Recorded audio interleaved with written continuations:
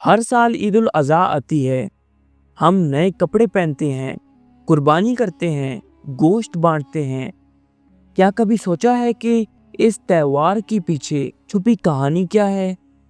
آج میں آپ کو لے چلتا ہوں ایک ایسے سفر پر جو صرف ایک قربانی کا واقعہ نہیں بلکہ روحانیت، ایمان، محبت اور اللہ کے لیے سب کچھ چھوڑ دینے کی مثال ہے۔ یہ کہانی ہے ایک ایسے پیغمبر کی جنہوں نے ہر دفعہ امتحان میں سبقت حاصل کی، جنہوں نے سب کچھ اللہ کے لیے قربان کیا۔ آج سنتے ہیں وہ کہانی جو شاید آپ نے اس انداز میں کبھی نہ سنی ہو۔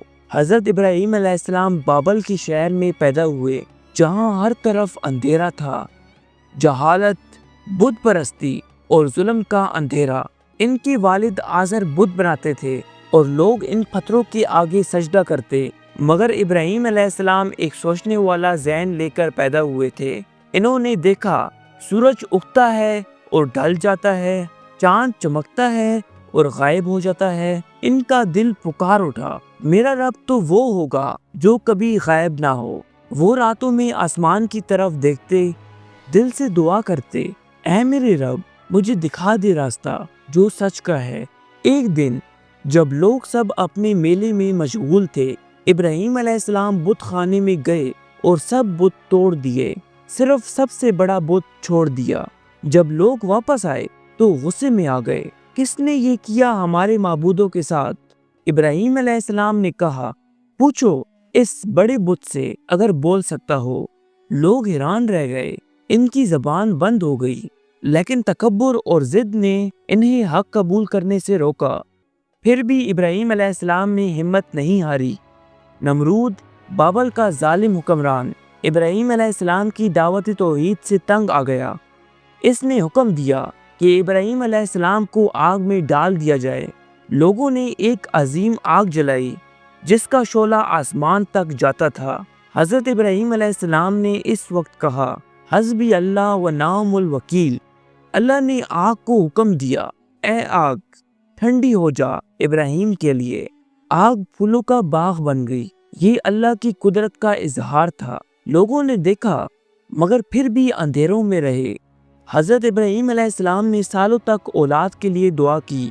بی بی ہاجرہ رضی اللہ تعالی عنہا کے بطن سے ایک لال پیدا ہوا، حضرت اسماعیل علیہ السلام۔ وقت گزرتا گیا اور پھر اللہ کا حکم آیا، اپنے بیٹے اور بیوی کو ایک سنسان وادی میں چھوڑ دو۔ وہ وادی تھی مکہ، جہاں نہ پانی تھا نہ سایہ۔ ہاجرہ رضی اللہ تعالی عنہا نے پوچھا، کیا یہ اللہ کا حکم ہے؟ ابراہیم علیہ السلام نے سر ہلایا۔ بی بی ہاجرہ نے بس اتنا کہا، تو پھر اللہ ہمیں ضائع نہیں کرے گا۔ جب پانی ختم ہوا اور اسماعیل علیہ السلام رو رہے تھے، بی بی ہاجرہ صفا اور مروہ کے درمیان 7 بار دوڑی پانی کی تلاش میں۔ تب اللہ نے زمزم کا معجزہ عطا کیا، ایک بے پناہ رحمت کی نشانی۔ یہی وہ سعی ہے جو ہر مسلمان حج میں کرتا ہے۔ حضرت اسماعیل علیہ السلام جوان ہو رہے تھے۔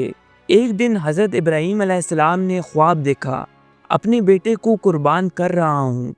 3 بار یہ خواب آیا، یعنی یہی اللہ کی مرضی ہے۔ جب باپ نے بیٹے سے کہا تو بیٹے نے جواب دیا، ابا جان اللہ کا حکم ہے تو صبر سے پائیں گے آپ مجھے۔ یہ وہ بات تھی جو رحمت بن گئی ہر دور کے لیے۔ جب ابراہیم علیہ السلام اور اسماعیل علیہ السلام قربانی کے لیے نکلے تو شیطان نے راستے میں 3 جگہ روکا۔ ہر دفعہ ابراہیم علیہ السلام نے اس پر پتھر مارے۔ آج بھی حج میں جمرات میں پتھر پھینکا جاتا ہے۔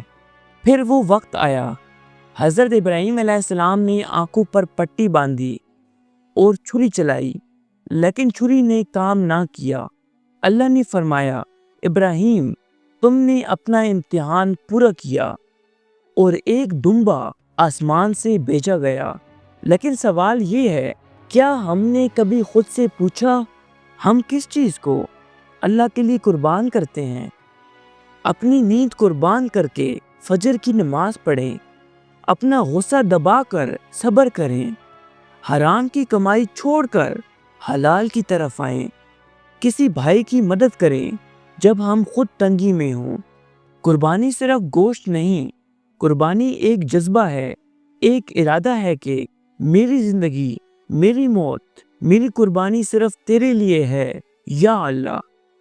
اگر یہ کہانی آپ کے دل تک پہنچی تو اس عید پر صرف جانور نہیں، اپنے اندر کا ایک برائی کا بت بھی توڑ ڈالیے۔ شاید وہی آپ کی اصل قربانی ہو۔ شیئر ضرور کیجئے تاکہ ہر مسلمان اس پیغام کو سمجھ سکے۔